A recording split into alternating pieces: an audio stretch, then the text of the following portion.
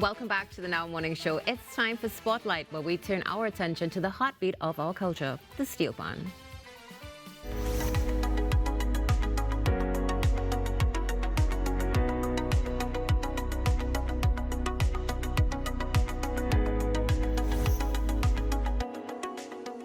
All morning this morning on the Now Morning Show, we're celebrating World Steelpan Day, and inside your spotlight, we put a focus on Pan Trinbago. To do that, let me welcome the president of Pan Trinbago, Mrs. Beverley Ramsey-Moore. Good morning to you, and happy World Steelpan Day. Good morning, and thank you so much. And let me just say happy World Steelpan Day to Trinidad and Tobago and to the entire world. It is a beautiful morning, not so? Definitely, and Yes. celebrating this for the third time. How do you feel being the president that would have brought this into fruition and celebrating it for the third time? Of course, it's a sense of pride and joy, and not only being the president, but actually being in the General Assembly of the United Nations. And to witness this moment, it is something that will never leave me at all. I mean, it was indeed a great moment looking at your minister, you know, presenting the resolution, and to see 83 countries supporting. And, you know, when that question was asked, do we have any more countries that would like to sign on? And then you're saying, ping, ping, ping, ping, ping. Nice. I mean, that was indeed a beautiful moment. And I saw up to this year, they were using the steel pan as when they finished make a point, people were bringing up, hitting a tiny steel pan That's in right. the UN still to this right. day. That's right. Yes? Tell me about some of the international activations and the services that Pan Trinbago has been working on, because I know that you were at Caribana, or well, Toronto Carnival as they call it now, and you've been visiting other carnivals and doing some international activations as well. Of course, because what we would have been focusing on recently is the global ascendancy. You know, after we would have done our work here in Trinidad and Tobago, and we would have seen a resurgence in Pan, and based on all that would have happened, not just, you know, World Steelpan Day, but even Pan becoming, formally being declared the national musical instrument of Trinidad and Tobago, all that would have lifted the profile. And based on what is happening here in Trinidad and Tobago, all our Caribbean neighbors are taking pattern, and then the international world is just reaching out. Just recently, I received a letter coming from Houston, Texas, you know, where they are inviting us to come to see what is happening. They would like to know all the processes and the systems that we use so that they can implement that. And even Jamaica has reached out for us to come to see their pan tourism, you know, businesses and so on that they have. And so what I like in particular is that they are reaching out to us for our services. Now we have not yet started collecting revenue for that. Right. But the intention is, let's go out there. They use our system, read the judging, the adjudication process. Right. They use members of our staff to implement that. Okay. And not only, you know, Pan Trinbago's systems and so on, but our players, they too are benefiting from all those panoramas around the world. Our arrangers, our tuners, they are all out there. And so definitely the industry itself is benefiting. So that is great. Tell me some of the highlights that you would have experienced so far on some of these international activations. Well, we are out there in New York, and we are going to New York again this month end. Then we of course, we provided support to Canada. I mean, it was the first time that we went out there to Canada working with OSA, and it was amazing because one of the things that I recognize, what? Pan is not a black people thing over there. Pan is a everybody thing. You know, sometimes you in your own country, you feel as though, you know, different segments, you know, Pan is underclass, or Pan is low class, or Pan is behind the bridge. But when you see how the international world embraces and the different races and the different cultures coming together that Sunday in Canada, I mean, it was amazing. You see people with their hijabs, you see people of all different races coming and just having a beautiful day. I mean, that is what Pan is. Pan is love. Pan unites. And when you see that happening around the world, the celebration, I mean, in Times Square, the first year when we obtained International Day, and you saw what happened in Times Square. Massive Trinidad All Stars was supposed to perform today, you know, and bam, Massey gone. Of course, and they go on And Times they Square go to get Times on Square bad. to get on bad, and you know, and then you saw other countries leading up to International Day, World International Day of the Steelpan.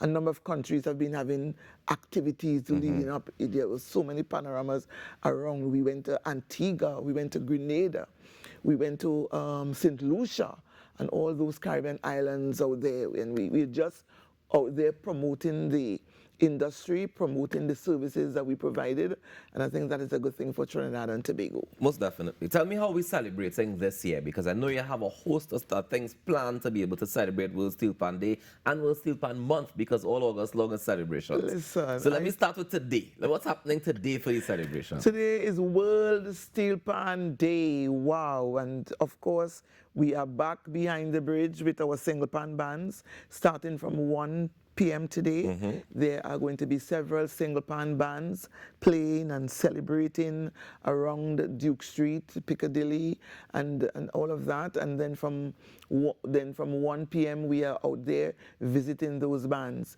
Then we are at Massey Trinidad All-Star Spaniard, where the ancestral walk will leave from there at 5 p.m. All right. So we walk into Woodford Square, you know, paying tribute to all those who would have contributed, and we refer to them as our ancestors. All right? So we are going to pay tribute to them, and we do this ancestral walk, a very symbolic walk, and then we get to Woodford Square, where the official part of the program will take place. Any particular reason that the ancestral walk starts by Massey All Stars? Well, you know, that's hard, you know? Yeah. That's hard. And when you hear the story, you know, sometimes when you hear the story of why it was referred to, know, there are several versions, but the one that I like best is about this man taking this, where, you know, the church was collecting the money in this old pan, and he wanted a pan, and he took this pan, you know, long ago, and then he went and he probably hid the pan by the river. That's what I was told. That's one story. Right. And of course, the priest was so upset and so mad that he said, "That is hell-yard." That is one side of the story. Yeah. But you know, Massey in itself, celebrating 90 years, so they would have been around for a very long time, and a very history of coming from behind the bridge and all of that. I mean, that is a great place to start. Most definitely. And we actually, on Talk City 91.1 FM, we've been carrying this story of from Ibadan to Heliard and telling that story. And today we're going to wrap up the story and TV the entire thing later on tonight as well. So you can tune into Talk City for that. Tell me what's happening later on this week, because I understand that we have a youth pan celebration Yes, as well. so on Tuesday, now we have been going and going. Listen, you know, on Saturday we had pan jams all over the country. And in Saturday we also launched Pan Omega, which is the last panorama around the world in Tobago. So we are the alpha. We start the carnival and we will end that in Tobago. Nice. So Trinidad starts and Tobago That's ends. right, Tobago ends, and so we launched that, and we had several events in South Trinidad and so on. And then yesterday we had our church service, which was really magnificent, pan on a high note of praise, and that was really good. And then, so we celebrate World Steelpan Day today. Tomorrow is International Day of the Youth. Right. And so we are so we are on Harris. Is Harris Promenade, not Harris? We are on the promenade, right? Brian Lara Promenade, on Tuesday with about 10 youth steel bands. Okay. You know those youth bands that you see at Panorama, which is a youth panorama where the Savannah is sold out, the grandstand, the North Stand. So we are giving the capital city a taste of our young people. Come out and support them on Tuesday. They will be there from 1 p.m. Okay. And are they staying on the promenade, or they coming up, or they moving around, or a number of spots on the promenade. Okay. So you can just walk to a steel band. Just walk to a steel band. It's going to be a nice walk through. So the city comes alive with the Yes, sound of Steelpan, that's and played right. by the youth especially. The youth. And it's vacation time, so I want to encourage all the other youths who not play in Pan to come out and support and take part in and enjoy the festivities as well. Tell me what else is happening later on this week. We have the oral history night as well. So oral history night, we are back at Massey All-Star Spaniard, where people can come and tell their stories. Let's say about what happened. The entire evolution, you have a story to tell. You know, there are those who consider themselves the long-time Bajon, those who would have made it jail, those who they would have referred to as rogues and vagabond. And when you see how the story of the evolution is built and where it is today, that it is recognized internationally, and not only World Steelpan Day and Pan now being declared formally the national musical instrument, there has been a significant achievement in terms of the geographical indication through our intellectual property office here in Trinidad and Tobago, which we were able to achieve that nobody else can claim it. At least, you know, we did not, we were not able to have that intellectual property right in terms of the patent. Right. But now, in terms of where Pan came from, no two ways about it. no two ways about it. Yeah. We have it locked and stocked. That's right. You mentioned just now that whole journey from it being this rogue element thing, this dark thing that people didn't want no part of in civil society. Correct. And now Pan being celebrated at the United Nations. How does that journey make you feel as the president of Pan Trinbago, now charting that course and that way forward? And how does your membership feel about looking back at that journey and saying, wow, we come a long way? It's inspirational. It's inspirational. One, for me as president, you know, I said, well, you know, in terms of my gifting as an inspirational leader, you know, and a transformative leader, I said, yes, I am really, really on the right path. The things that we are doing, you know, and I have a really dynamic team of young people and the executive, we are so powerful. It has not been easy. And the struggle is not yet over. Because within the last few months, you're looking left and you're looking right, because we were doing like that. But right now, we are just waiting to see what is going to happen, because I am really, really passionate about having that Steelpan headquarters in the city of Port of Spain. And so we're waiting. I know that there has been an allocation for it, but we are waiting. We're not pushing. You know, Pan is a social force, and we don't want to get back to those days. We prefer to sit and negotiate and let's see where we are going.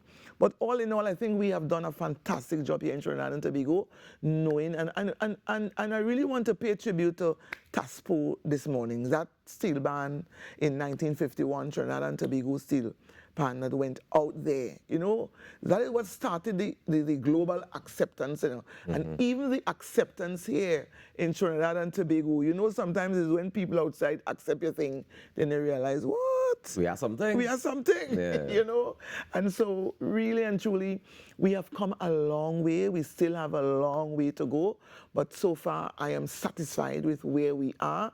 In terms of building out the industry, I look forward to meeting with our Minister of Trade, because we had started a discussion. As a matter of fact, there was a cabinet committee set up to treat with the industry, because we must focus on that. And so I hear chairman of the new chairman of NCC, Mr. Peter Kanhai, I heard him elaborate on a plan where government is going to focus on also building another steel pan factory, because there has been an agreement with India to supply. And I mean, we want to break through new markets, whether it's in India, Africa, wherever. We need to break through new markets, because this instrument is very meaningful, and it can do a lot in terms of bringing in revenue for Trinidad and Tobago. Most definitely. For those who may not be clear on it, how does the instrument, or even partnering with these other countries, how does that draw revenue to Trinidad and Tobago? Well, of course, through our manufacturers, our steel pan, those who are the builders, of course, they are going to export. Right. Foreign exchange coming in. Right. The entire ecosystem, our players, our rangers, our tuners, those who make the sticks, those who make the cases. So we really want to focus on the services, exporting the services, and also the instrument itself. I mean, a tenor pan out there, is a lot of money. I tell Pan down here's plenty money too, girl. Here's what we'll do. Let's just give a quick recap for those who may have missed it on some of the activities that are happening today, tomorrow, and of course later on this week. So we're kicking things off today, World Steelpan Day, and we're celebrating with the single pans stationed behind the bridge, and it's going to be kicking off from 1 p.m. featuring bands like Royal Star Steel Orchestra, Epic Cosqueros, That's right. Jarut Steelpan, Pan on the Move Steel Orchestra, Scrunter's Pan Groove, the Veterans Ensemble, Yes. Nostran Symphony Steel Orchestra, and of course the Trinidad and Tobago Defense Force Band. They're all going to be present behind the bridge, as we say. That's and right. then from 5 p.m. we have the Ancestral Walk kicking off. That one features the TNT Police Band paying tribute to the Pancestors, as you would have That's mentioned right. earlier.